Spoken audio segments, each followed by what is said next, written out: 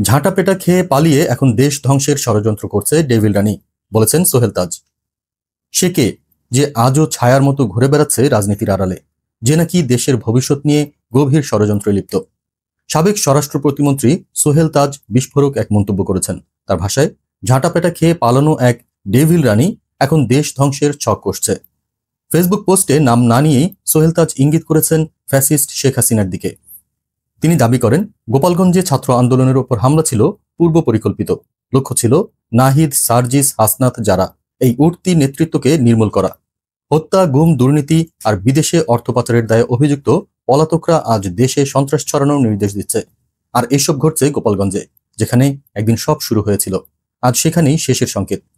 এই পোস্ট রাজনৈতিক পরিবেশে ঝড় তুলেছে, কিন্তু প্রশ্ন একটাই, ডেভিল রানী কি সত্যিই ফিরছেন, নাকি এসব শুধুই এক নতুন নাটকের সূচনা?